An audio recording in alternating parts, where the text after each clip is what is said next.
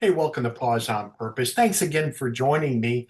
And you know what? Drop me a line at phoenixpastors@gmail.com and let me know what these videos are doing for you. Let me know how they're encouraging you or how they're building you up, preparing you for ministry.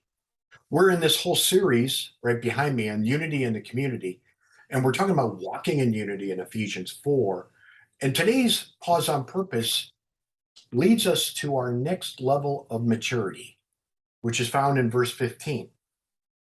Instead, we will speak the truth in love, growing in every way more and more like Christ, who is the head of the body, the church. The only way that we can grow is to know the truth. And the only way the truth can be communicated to us is with love. As I've mentioned in my Sunday service, I've told our church, love without truth is hypocrisy. Truth without love is brutality. And so we need to balance those two things. When we look at the Gospel of John, John says a little bit differently that Jesus was full of grace and truth. I mean, just look the way he spoke to the woman at the well, the Samaritan woman. He didn't bombard her with truth, although he did speak truth to her, but he did it graciously. He did it very lovingly. The way he spoke to the paralytic, also in John 4.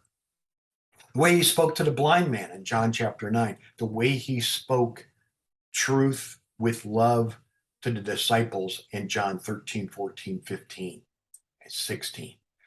Balancing that grace and truth at all times.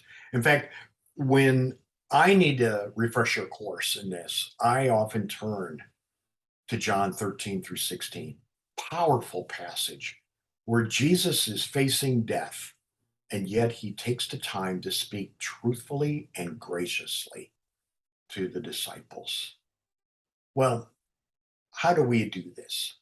How do we develop authenticity, if you will, is the next key word of spiritual maturity? Well, again, it takes humility. As we've said it when in the characteristic about being teachable, it takes humility because I don't always speak the truth in love or the love with truth. And I need to be humble enough to recognize that. I also need people around me speaking truth into my life. And that's why I have a great person, actually persons, who help me in that area. And we talk very frequently, either video or in person or on the phone. And we really talk honestly and openly. These are safe people that I can say anything to without any condemnation. So let me ask you, do you have someone or somebody's in your life where you can speak truthfully and openly without any fear of rejection?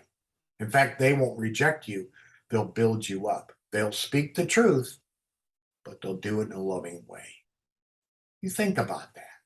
If you don't, I would ask that God would bring someone into your life, and I would ask you to ask God to bring someone into your life where you can begin forming these deep relationships where anything said stays there and there's no finger of condemnation. It's all edification and encouragement with truth. Speak the truth in love, beloved, and you'll become more authentic like we all want to be, like I want to be, and I know that you want to be. And then go with God because God is with you. Take care.